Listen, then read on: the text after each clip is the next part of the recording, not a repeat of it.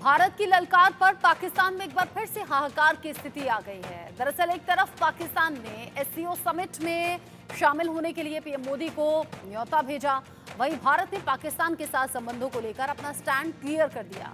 विदेश मंत्री doctor S Jaishankar, जो कि बिल्कुल दो टूक सटीक बात कहते हैं, विदेश मंत्री डॉक्टर एस जयशंकर ने किस तरह से दो टूक बात की, पाकिस्तान प्रायोजित आतंकवाद को लेकर उन्होंने पाकिस्तान को उसकी हैसियत किस तरह से बताई, इसकी चर्चा अब पूरे देश में हो रही है। इस पर हम खास चर्चा भी करेंगे, लेकिन पहले आपके लिए सुनना जरूरी है कि कैसे डॉक्टर एस जयशंकर ने इस एससीओ समिट में शामिल होने के निमंत्रण को लेकर पाकिस्तान को जवाब दिया। उससे पहले बड़ा अपडेट भी जान लीजिए। पाकिस्तान को विदेश मंत्री डॉक्टर एस जयशंकर ने दो टूक बात कह दी है। पाकिस्तान के साथ बातचीत का समय खत्म हुआ, ये बहुत बड़ा इंडिकेशन है अगर विदेश मंत्री की तरफ से बयान दिया जाए। पाकिस्तान के हर एक्शन का जवाब देंगे, डॉक्टर एस जयशंकर ने कहा। साथ ही कहा कि जहां तक जम्मू कश्मीर का सवाल है, जम्मू कश्मीर में धारा 370 खत्म हो चुकी है।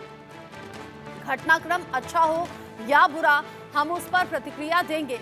एक बुक लॉन्च कार्यक्रम में ये बयान डॉक्टर एस जयशंकर ने उस वक्त पर दिया है जब पाकिस्तान की तरफ से एससीओ समिट में शामिल होने के लिए भारत के प्रधानमंत्री नरेंद्र मोदी को निमंत्रण मिला।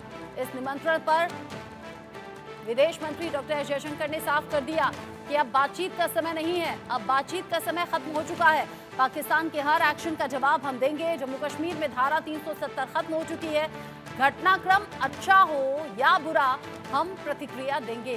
पाकिस्तान को विदेश मंत्री डॉक्टर एस जयशंकर ने साफ, सटीक और दो टूक बात कह दी, जिसमें कह दिया कि हर एक्शन का जवाब दिया जाएगा, देंगे। अब जो बातचीत का दौर है वो खत्म हो चुका है। इस बयान की चर्चा अब देश भर में हो रही है। ये बयान उस वक्त पर दिया गया जब भारत के प्रधानमंत्री नरेंद्र मोदी को एससीओ समिट में शामिल होने के लिए पाकिस्तान ने निमंत्रण दिया था। ये बयान जरा आप सुनिए। Era of uninterrupted dialogue with Pakistan is over. Actions have consequences. And insofar as Jammu and Kashmir is concerned, I think 370 is done. Issue today is what kind of relationship can we possibly contemplate with Pakistan. What I do want to say is we are not passive, and whether events take a positive or a negative direction, either way we will react to it.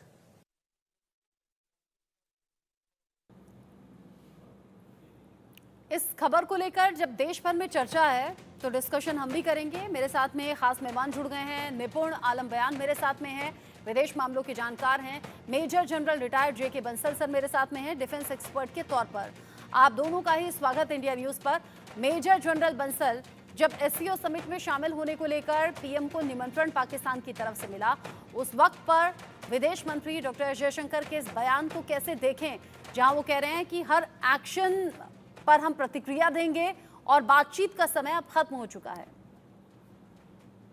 देखिए, जब prime minister Modi prime minister बने थे 2014 में, तो एक बहुत positive सक्रिय उन्होंने एक सकारात्मक बात पाकिस्तान के साथ की थी। उनको बुलाया भी था और सेरेमनी के अंदर में, और वहाँ पे गए भी थे। तो उसके बाद में, लेकिन उसके बाद भी पाकिस्तान का जो एक रवैया है, टेररिस्ट भेजने का रवैया है, बॉर्डर के ऊपर में रवैया, वो चलता रहने के बाद में फिर इनको 2 बार मुंहतोड़ जवाब दिया गया, सर्जिकल स्ट्राइक से और एयर स्ट्राइक से।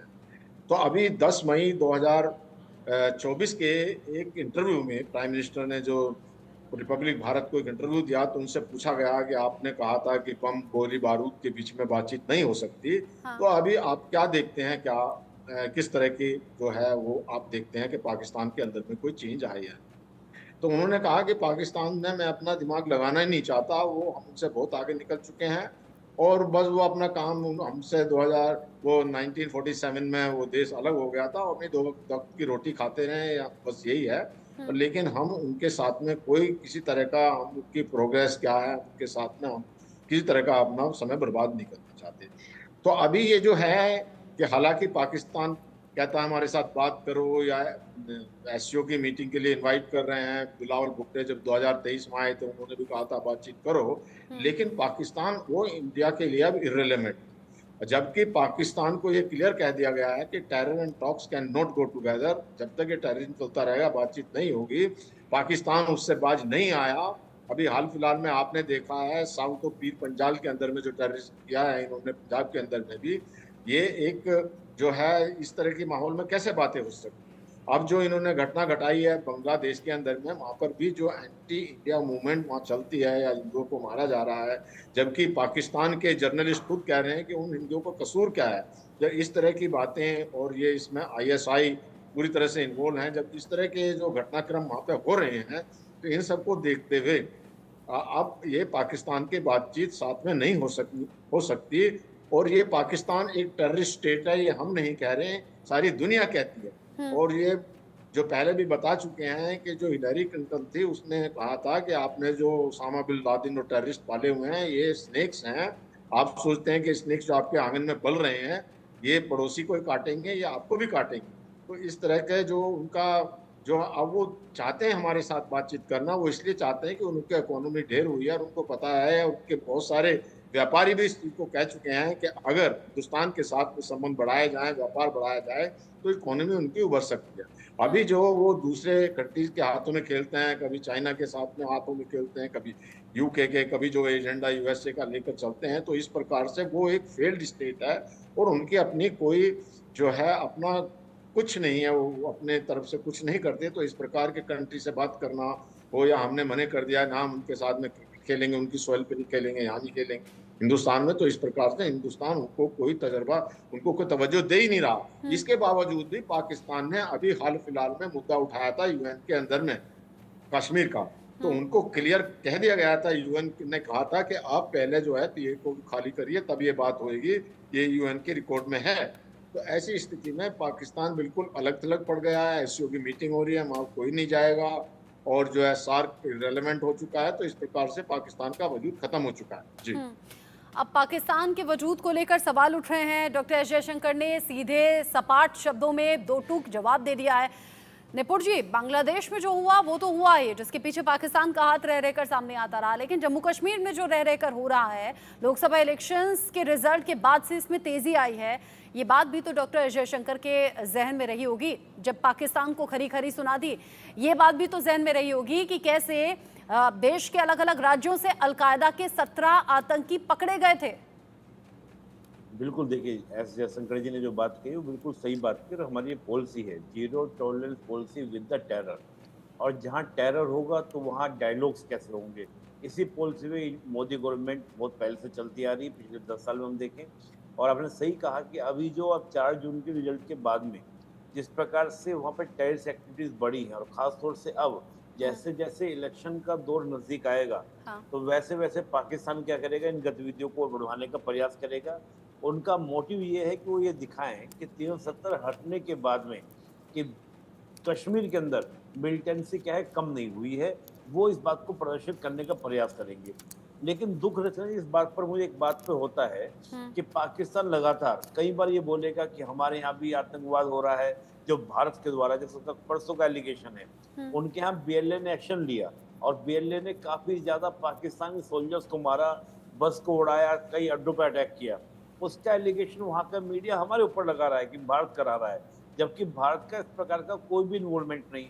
और जब उनको कुछ नहीं मिलता तो कुलभूषण जाधव को लेकर आ जाते हैं कि कुलभूषण जाधव देखो वो था टेररिस्ट, हमने उसको पकड़ा हुआ है, जबकि हम उसको कुलभूषण जाधव के मुद्दे को इंटरनेशनल कोर्ट ऑफ जस्टिस में लेके गए।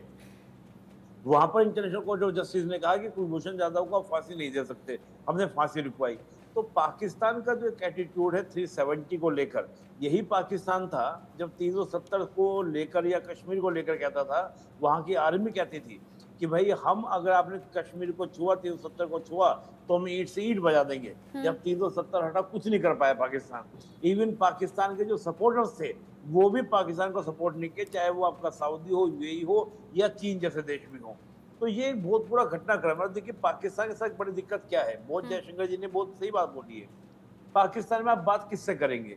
पाकिस्तान में बात आप आर्मी से करेंगे? क्या आर्मी इस पर को एग्री करती है? पॉलिटिकल पार्टी से बात करेंगे? क्या पॉलिटिकल पार्टी ऑथोरिटीज हैं? ये पॉलिटिकल पार्टीज ऐसी ऑथोरिटीज हैं कि इनको ये नहीं पता कि इनके कमांडर ने, इनकी सेना ने कारगिल में घुसपैठ कर दी है। नवाज शरीफ ये कह रहे थे कि हमको जानकारी नहीं कि वहां पर प्राइम मिनिस्टर ने घुसपैठ करा दी है। तो जब इस प्रकार की स्थिति हो, वहां रेडिकल ग्रुप के पास पावर है, वहां पर पावर है, आईएसआई के पास पावर है, पॉलिटिकल पार्टीज वहां पर स्टेक होल्डर्स में है, हाँ। आर्मी स्टेक होल्डर्स में है। बड़ी इसके बात तो अलावा ये भी कि अमेरिका, शहबाज चाइना शरीफ भी- की तो खुद की कुर्सी खतरे में है, ऐसे में बात की किससे जाए। और अब पाकिस्तान इस लायक नहीं, डॉक्टर एस जयशंकर ने साफ कर दिया, यानी कि भारत सरकार का स्टैंड क्लियर कर दिया। आप रहिए मेरे साथ में। डॉक्टर एस जयशंकर के बयान को लेकर सवाल बहुत से उठ रहे हैं, क्योंकि ये पाकिस्तान को लेकर की गई टिप्पणी है। ऐसे में वो सवाल कुछ खास हैं। ये सवाल है कि क्या ये पाकिस्तान को लेकर नया बदलाव है? क्या पाकिस्तान से बातचीत के दरवाजे पूरी तरीके से बंद हो गए हैं इस बयान के बाद? साथ ही साथ सवाल ये भी कि आतंक से समझौता न करने की नीति का और कड़ाई से पालन अब होगा क्या? हालांकि भारत सरकार पहले से जीरो टॉलरेंस की नीति अपनाती रही है आतंकवाद को लेकर, और ये ऐसा नहीं है कि सिर्फ देश ने राष्ट्रीय स्तर पर कहा हो, बल्कि वैश्विक स्तर पर भारत सरकार की तरफ से ये मसला बार बार उठाया गया है और कई बड़े देशों का समर्थन भी इसको लेकर मिला है। साथ ही अब इस पूरी सिचुएशन के बीच जब जम्मू कश्मीर में रह रहकर आतंकी घटनाएं हो रही हैं, पाकिस्तान का हाथ इसमें सामने आ रहा है। जब अलकायदा के आतंकी अलग अलग राज्यों से पकड़े जाते हैं, यानी कि साजिशें लगातार चल रही हैं, इन सब के बीच ही पाकिस्तान में एससीओ समिट होना और उसका इन्विटेशन भारत के प्रधानमंत्री नरेंद्र मोदी को मिलना, इसे कैसे देखते हैं ये भी जान लेते हैं। पाकिस्तान में एससीओ समिट को लेकर क्या बातें हैं? पीएम मोदी को निमंत्रण भेजा गया, पाकिस्तान ने पीएम मोदी को निमंत्रण भेजा कि आप इसमें शामिल होइए। इस्लामाबाद में होने जा रही है एससीओ की ये समिट, जिसके लिए न्योता पीएम मोदी को मिला। इस्लामाबाद में 15 और 16 अक्टूबर का ये टाइम है जब एससीओ समिट होनी है। पीएम मोदी जाएंगे या नहीं, इसको लेकर फैसला नहीं लिया गया है, लेकिन डॉक्टर एस जयशंकर का बयान बहुत से संकेत दे रहा है। साथ ही कजाकिस्तान में हुई एससीओ समिट में भी पीएम मोदी शरीक नहीं हुए थे। किर्गिस्तान में हुई एससीओ समिट में भी पीएम मोदी नहीं गए थे। भारत ने 2023 में वर्चुअल मोड में एससीओ समिट की मेजबानी की थी। पाकिस्तान के पीएम शहबाज शरीफ ने ऑनलाइन इसमें हिस्सा लिया था। मई 2023 में बिलावल भुट्टो गोवा आए थे और उसकी चर्चा बड़ी देश में हुई थी। एससीओ विदेश मंत्रियों की बैठक में बिलावल भुट्टो ने हिस्सा लिया था। अब ऐसे में अब जब पाकिस्तान में ये समिट है, एससीओ समिट को लेकर पीएम मोदी को निमंत्रण जरूर दिया गया, लेकिन अभी ये साफ नहीं कि पीएम जाएंगे या नहीं, लेकिन ये लगभग तय माना जा रहा है कि पीएम मोदी इस समिट का हिस्सा नहीं होंगे। लास्ट टाइम 2015 में पाकिस्तान के दौरे पर पीएम मोदी पहुंचे थे। निपुण जी, जो हालात अभी बने हुए हैं, क्योंकि बार बार कुछ विपक्षी पार्टियों के जरिए कहा गया कि हालात तभी ठीक हो सकते हैं जब पाकिस्तान से बात हो, बात को लेकर हिमायत करते रहे हैं जब जब आतंकी घटनाएं और उनका जिक्र होता है तो। लेकिन भारत सरकार अब ये साफ कर चुकी है कि बातचीत का दौर ही तो खत्म हो गया। यानी अगर बातचीत का दौर खत्म हो रहा है तो क्या ये दूसरा दौर शुरू हो रहा है जिसमें एक्शन होगा? देखिए, जब हम बातचीत के दौर की बात करते हैं, भारत ने कई बार प्रयास किया। हम शिमला एग्रीमेंट से आप उठा लीजिए, बातचीत हमने शुरुआत की। उसके बाद आप देखिए मुंबई ब्लास्ट होते हैं 93 में, मतलब उसका हम देखें, हम अटल बिहारी वाजपेयी जी की बात करें, उन्होंने तो कई बार प्रयास किया, यहाँ तक कि लाहौर बस भी लेकर गए। तो हमारे जो पुराने आपने 2015 का मोदी जी का जिक्र किया, मोदी जी कहे कि संबंध बेटर हो, संबंधों को बेटर करने का प्रयास के बदले में मिला क्या? उरी अटैक, पुलवामा अटैक, ये सारे आपको मिलते हैं। तो हम कैसे बातचीत करें? और फिर बात क्या है ना, पाकिस्तान का जो मैंने कहा कि पाकिस्तान की कथनी और करनी में बड़ा अंतर है। भारत की नीति में मैं बहुत बड़ा परिवर्तन नहीं देख रहा हूँ। भारत की नीति यही है, जीरो टॉलरेंस पॉलिसी। खुद जयशंकर जी ने क्या कहा कि आपकी जैसी क्रिया होगी उसकी आपको प्रतिक्रिया मिलेगी। अगर आप नकारात्मक करेंगे तो नकारात्मक मिलेगा, आप सकारात्मक करेंगे तो सकारात्मक मिलेगा। मुझे ये जो उन्होंने पॉजिटिव पॉइंट वाली बात बोली, लेकिन पॉजिटिव उन्होंने क्या बोला है उसको अगर सेंस स्टेटमेंट का लगाएं, उनका कहना ये था कि जब आप पॉजिटिव एटीट्यूड करेंगे तो ये हम डिपेंड करेगा, हम उसको देखेंगे कि आप इसके पीछे मंशा क्या है। क्योंकि जयशंकर जी की बात करें, मोदी जी की बात करें, हमेशा इस बात को बोलते आए हैं कि पाकिस्तान की पॉलिसी को समझना चाहिए था। बार बार हमने विश्वास किया और बार बार हमने क्या किया, धोखा खाया। वैसे मैंने बहुत सारी घटनाओं का आपको उदाहरण दे सकता हूँ कि जब जब हमने नरसिंहा राव जी ने कोशिश की संबंध को अच्छा बनाने की, बेटर बनाने की, 93 में आपके ब्लास्ट होते हैं। हम देखें अटल जी ने प्रयास किया तो हमारा कारगिल होता है, कारगिल के बाद फिर आगरा समिट हम प्रयास करते हैं, 2001 में पार्लियामेंट अटैक हमारे ऊपर होता है, फिर 2003 में फिर प्रयास करते हैं, समझौता एक्सप्रेस में आपके ब्लास्ट होते हैं, फिर मुंबई अटैक होता है, आपका पठानकोट अटैक मोदी जी के आने के बाद आपका होता है। तो लगातार एक श्रृंखला है पूरी कि जब जब हमने उन पर ट्रस्ट किया उन्होंने हमको क्या क्या चीट किया, तो कैसे विश्वास करें। और दूसरा जो एक एपी सेंटर है, आप देखिए मसूद अजहर, हाफिज सईद, तमाम तरह के आपके ऑर्गेनाइजेशंस हैं जिनको पाकिस्तान ने अपने यहाँ रखा हुआ है। दाऊद इब्राहिम जैसे लोगों को रखा हुआ है जो भारत के भगोड़े, भारत के क्रिमिनल हैं, उन तक को उन्होंने यहाँ रखा हुआ है। खुले वो घूमते हैं। अगर हम प्रेशर डलवाते भी हैं इंटरनेशनल कम्युनिटी से तो वो थोड़ी देर को बाहर छोड़ते हैं, उनको फिर आपका क्या कर लेते हैं, हाँ। अरेस्ट करते हैं। तो पाकिस्तान की जो नीयत है, पाकिस्तान की जो स्थिति है, ये बिल्कुल एक ट्रस्ट डिफिसिट की बिल्कुल खाई है। पाकिस्तान की मैं तो ये कथनी कहूंगा, करनी में अंतर हम लगातार देख रहे हैं और पाकिस्तान की जो सोच है वो भी दुनिया के सामने अलग अलग वक्त पर आ चुकी है और इसीलिए शायद इस तरीके से जवाब देने की जरूरत अब इस वक्त पर थी भी, जो कि डॉक्टर एस जयशंकर के बयान में साफ तौर पर झलक उसकी दिखती है। इन सभी के साथ ही भारत के लोकसभा चुनाव के मुरीद हो गए हैं इमरान खान। इमरान खान ने पाकिस्तान सरकार को नसीहत दी है। नसीहत ये कि चुनाव में पारदर्शिता होनी चाहिए, इससे शांति आती है, जो कि हमने देखा कि आम चुनाव में पाकिस्तान में क्या हुआ, कैसे घमासान हुआ। यहाँ भारत से सीखने की जरूरत है। इमरान खान ने कहा कि पाकिस्तान में भी ईवीएम का इस्तेमाल हो। मैं ईवीएम से चुनाव कराना चाहता था। इमरान खान जेल में जरूर है लेकिन रह रहकर बयान उनके सामने आते रहे हैं और ये भी पहली बार नहीं है कि वो भारत के मुरीद हुए हो या भारत की नीतियों के मुरीद हुए हो। वो कह रहे हैं कि लोकतंत्र क्या है ये भारत से सीखने की जरूरत है और साथ ही साथ ईवीएम से इलेक्शन कराने की बात भी इमरान खान ने कही है। अब पाकिस्तान सरकार को इमरान खान की नसीहत सीधे तौर पर सामने आ रही है। वो चाहते हैं चुनाव में पारदर्शिता होनी चाहिए, इससे शांति आती है। पाकिस्तान को भारत से सीखने की जरूरत है। कैसे भारत में लोकसभा इलेक्शन हुआ, शांतिपूर्ण हुआ और अब रिजल्ट हम सबके सामने है। भारत में बिना किसी समस्या के करीब 65 करोड़ लोगों ने मतदान किया, इसका जिक्र भी इमरान खान ने किया। पाकिस्तान में भी ईवीएम का इस्तेमाल हो। मैं ईवीएम से चुनाव कराना चाहता था लेकिन पूर्व सेना प्रमुख और चुनाव आयोग और पीपीपी ने इसे रोक दिया ताकि निष्पक्ष चुनाव हो सके। ऐसा भविष्य में हमें अपनाना चाहिए और भारत से सीखने की जरूरत है।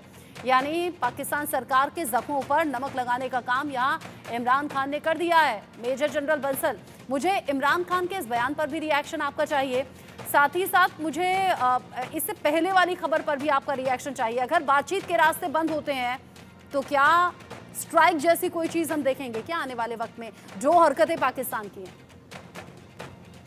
देखिए, जो आपने कहा इमरान खान के बारे में, तो इमरान खान हमेशा पहले ये कहते रहे कि भारत की इंडिपेंडेंट फॉरेन पॉलिसी है।